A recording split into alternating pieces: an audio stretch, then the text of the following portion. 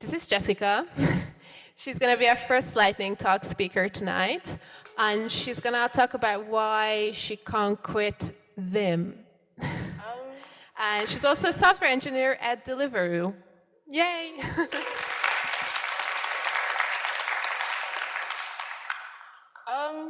Hi everyone.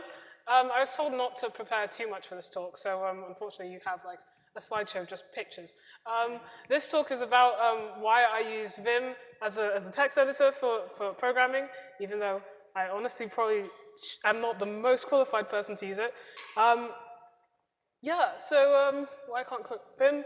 That's a really funny joke if you've ever used it. You can't quit Vim because you have to like use escape and type in :Q. It's very awkward. But anyway, the main reason I use it, I guess, is just because I used to use Linux a lot, and it's not as resource heavy as a lot of the other text editors out there. So like, I think there was a time when I was trying to like briefly learn Java, and you're kind of forced. A lot of tutorials will kind of tell you should be using Eclipse for Java, for instance, and it's just like it just takes forever to install. Same with like a lot of text editors I find. Vim is just like VI rather is like on your machine usually by default. Like it comes with most versions of Linux. It's also, there's Mac versions and Windows versions as well. It's very lightweight. And I mean, the very fact that it's lightweight kind of leads sort of to my second point, which is that it's very, it can be as simple and as complicated as you want. It's very customizable and such. In theory, you could just use it like Notepad if you really wanted to. But you can also use it as if it were a normal IDE, so you can kind of make it look a bit more like this. So there's lots of plugins available for Vim, which I really like. Most of those plugins are on GitHub, kind of easy to find. You can kind of even look at the code and everything. This is my vimrc file. Well, it's a copy of it anyways. Usually the vimrc file, it's just .vimrc. That's just not a .vimrc. But anyway, so this is like my vimrc file. There's lots of crazy stuff going on. I use a plugin called Pathogen, which is really great because it kind of allows you to use lots of different plugins just by saving them in a particular folder. And I'm also using like NerdTree as well if you look at like line 3. And NerdTree is what gives you this whole workspace area there on the side. You can also like change the themes and everything.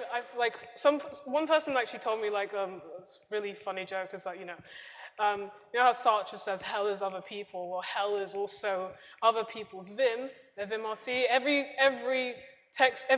Everyone's text editor when they're using Vim is just completely different to everyone else's. So I'm using like a weird combination of many things. And a lot of people don't even use NerdTree. So a lot of people are just like kind of grep searching kind of in this area here for like various files rather than just kind of like, searching through the kind of folder structure in there. Can do all sorts of crazy stuff if you really want to in Vim.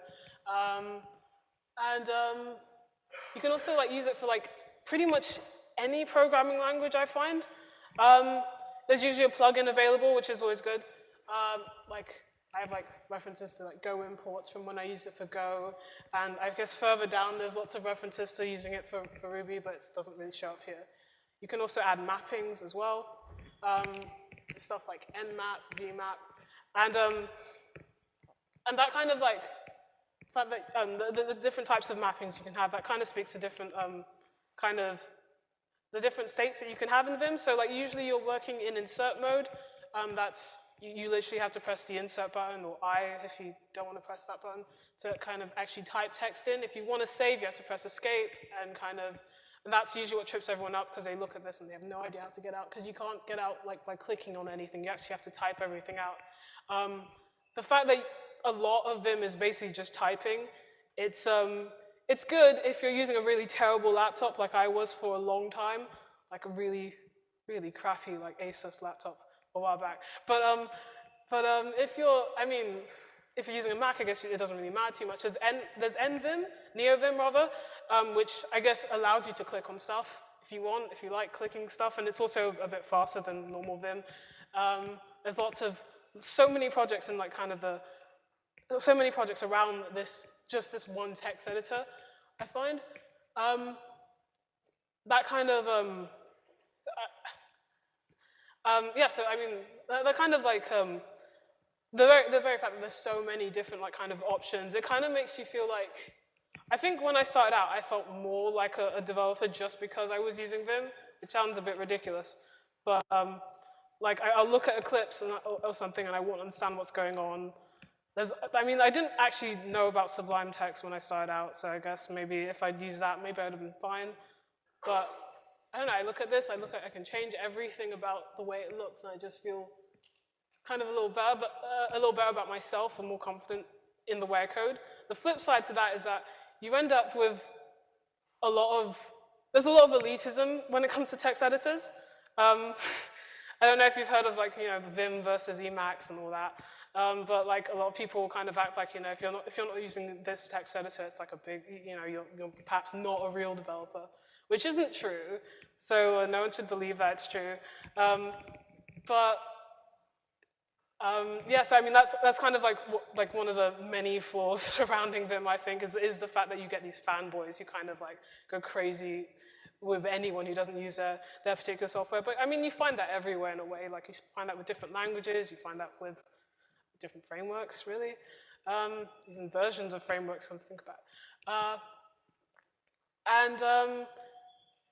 yeah, and I guess the last thing I wanted to mention, it's really more on the kind of like kind of bad points regarding Vim, is just like, kind of silly things like, in theory, it's like, like most beginners don't necessarily use it, in part because you're kind of encouraged to kind of know how to like touch type. I am terrible at touch typing. I'm incredibly slow, in fact. So like, you can still use Vim if you're really rubbish at that, but like, I mean, it helps if you can like do the whole touch typing and everything, and if you're really quick at typing. The other issue I often find is just that it's so reliant on, it's very reliant on the various shortcuts. You can even make your own. So like a lot of these are like shortcuts I've kind of made to kind of just really silly things that there's actually a plugin to do this already, but I didn't understand how to use it. So I just made my own like little shortcut. Where like I can add like quotation marks around a particular word or remove quotation marks that already exist if you highlight it. That's what vmap means.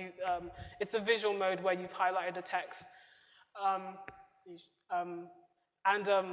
Because it's so reliant on those shortcuts, sometimes you get used to using it a little too much. You end up with stuff like this, where it's like, you have a document, and you forget you're not using Vim, and then you do this, and nothing is saved, which is great, or not great.